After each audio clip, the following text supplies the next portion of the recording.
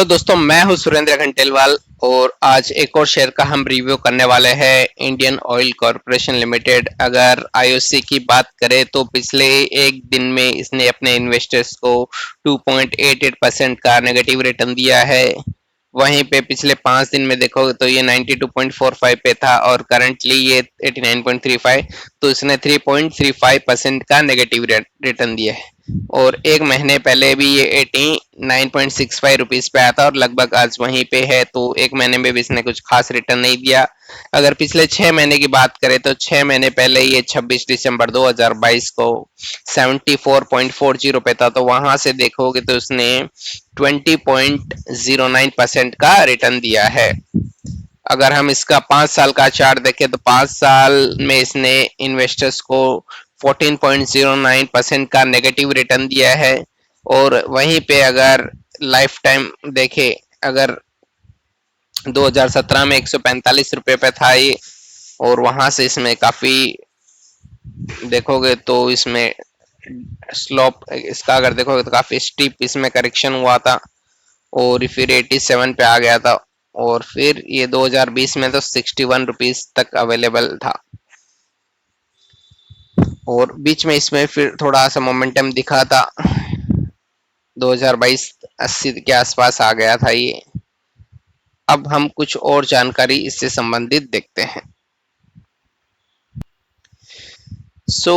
अगर इसके market cap की बात करें तो 1,26,103 करोड़ का है। करंट प्राइस 89.3 है। हाई इसका 93.7 और लो 65.2। स्टॉक का पी देखोगे तो 12.9, बुक वैल्यू है 99.2। डिविडेंड यील्ड, ये इसका मेन फैक्टर था जिसके कारण ये वीडियो बनाने का मेरा जो मकसद था। इसमें कोई आपको रिटर्न या उतना नहीं मिलेगा, लेकिन अगर आप सही टाइम पे इस पे एंट्री करोगे और उसके बाद में आपको रिटर्न भी थोड़ा ठीक ही दे देगा, एफडी से तो अच्छा ही मिल जाएगा। तो जरूरत है तो इस शेयर में कब आप एंट्री करते हो, तो आपको अगर करेक्शन करने मौका मिलता है, कुछ ही आसपास आता है 70-75 के, अगर वहां पे एंट्री करते हो तो आपको ना ही काफी अच्छा रिटर्न देगा, बल्कि जो इसका जो डिविडेंड यील्ड है वो देखो 9.41%, जबरदस्त रिटर्न देता है डिविडेंड। इस आगे हम देखेंगे तो इसने कैसा कैसा रिटर्न दिया है डिविडेंड में। आरओसी है 8.15, आरओई है 7.17 और इसका फेस वैल्यू है 10। तो ये भी एक अच्छी बात है कि इसका फेस वैल्यू 10 है, तो फ्यूचर में तो ये कभी स्प्लिट करेगा तो उसका भी आपको बेनिफिट मिलेगा। अब अगर हम 2020 का अगर डेटा देखें तो इसका जो प्रॉफिट था, नेट प्रॉफिट नेगेटिव था 8,500 करोड़ का। कोरोना के टाइम सब बंद था इसके कारण। फिर जून क्वार्टर में 2350 करोड़ का हुआ, फिर 6000 करोड़ का, फिर 4000 करोड़ के आसपास। मार्च 2020 में 9000 करोड़ का हुआ, फिर 6000। और हाल ही में अगर अभी हम देखें तो सितंबर जून में देखोगे 2020 में, यहाँ पे मैं तो मार्क करके बताता हूँ आपको,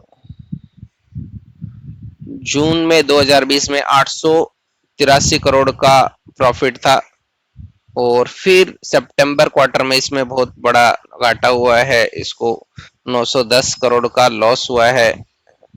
और ये क्वार्टर देखोगे तो इसके लिए जबरदस्त था। अगर मार्च का 2023 का देखेगा तो 10,841 करोड़ का प्रॉफिट हुआ है।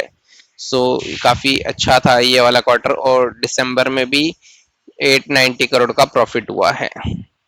अभी कुछ और जानकारी, अगर हम कंपनी का जो सेल्स ग्रोथ देखें तो 10 साल में 6% का रिटर्न, 6% का ग्रोथ है और 5 साल में 15 और 3 साल में 20% का। कंपाउंडेड प्रॉफिट ग्रोथ देखें तो 10 साल में 11% और 5 साल में नेगेटिव दिया है 15% का और 3 साल में 31 का। स्टॉक का अगर प्राइस हम देखें कि किस रेट से ग्रो हो रहा है तो 10 साल में 9% से और 5 साल में 4% नेगेटिव और 3 साल में 15% से। और रिटर्न ऑन इक्विटी देखे तो 10 साल में 14, 5 साल में 13 और 3 साल में 16।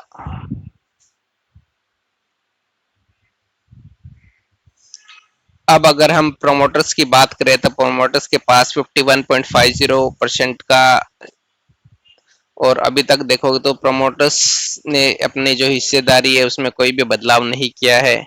एफआईएस के पास 6.33% का था 2020 जून में और बढ़ के अभी 6 देखो ये 91 हो गया है। DI इसका देखोगे तो 13.85 था, ये वाला आप देखो 2051.50, DI इसका 6.33,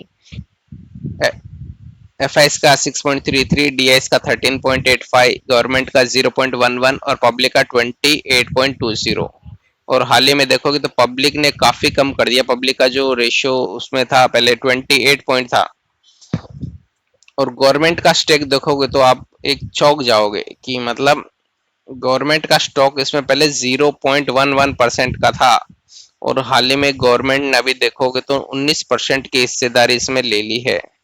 सो 19% का गवर्नमेंट का हिस्सेदारी, और पब्लिक ने इसमें काफी कम कर दिया है, पब्लिक 28% पहले था, अभी ये 10% के आसपास आ गया है।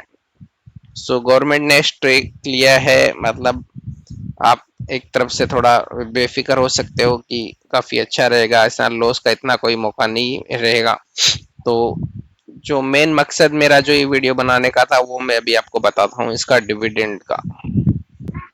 अब हम देखने वाले हैं कि IOC का जो डिविडेंड की बात कर रहा, तो 2000 अगर 22 में देखोगे इसने पहले टोटल अगर देखोगे तो 2.40, और फिर 2 बार इसने डिविडेंड दिया है 6 रुपये का।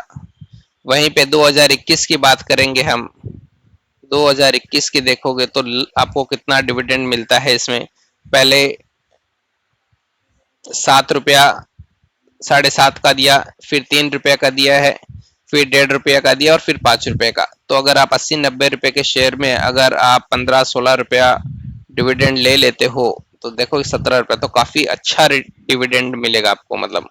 तो बस मेरा कहने का यही मतलब था। फिर अगर हम उसे और पीछे से देखेंगे तो 19 में इसने दिया है 2.5 रुपये का, फिर 18 में देखोगे तो 18 में भी जबरदस्त इसने डिविडेंड दिया था, 19 एक बार दिया, फिर 2 रुपया दिया, फिर 6.75%। फिर अगर 2017 की हम बात करें तो 17 में भी इसने देखोगे काफी अच्छा रिटर्न दिया है, 19 रुपया का टोटल रिटर्न दे के रखा है। फिर 16 में भी अगर आप देखोगे तो इसने काफी अच्छा रिटर्न दिया है, फिर 2015 में, 13 में। सो लगातार देखोगे 2003 से काफी अच्छा रिटर्न दिया। अगर आप 2003 में भी इसका अगर रिटर्न देखोगे, डिविडेंड देखोगे, तो देखो 5 रुपया दिया, फिर 16, फिर 5, तो 26 रुपया तो इसने 2003 में दिया था, और इसका भाव आप देख लो कितना, तो उस पर रिटर्न मतलब काफी अच्छा है।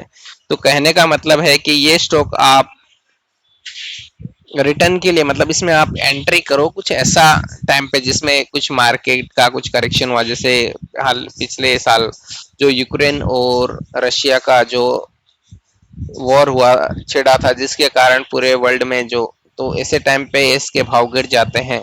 तो ऐसे टाइम पे आपको एंट्री करो और इसके स्टॉक्स को एक्यूमुलेट करते जाओ, क्योंकि ये आपको डिविडेंड काफी अच्छा देता है, तो लाइफ लॉन्ग इसमें आपको डिविडेंड आता रहेगा। और अभी तो आपने इसमें देखा है कि गवर्नमेंट का स्टेक भी काफी बढ़ चुका है, तो एक ऐसे टाइम पे अगर एंट्री करोगे तो आपको रिटर्न भी अच्छा मिलेगा, और आपको एक पैसिव इनकम भी आता रहेगा, तो इससे डिविडेंड भी काफी अच्छा मिलेगा। तो ये डिविडेंड के लिए एक ऐसा स्टॉक था जो मुझे लगा कि आपको बताना चाहिए।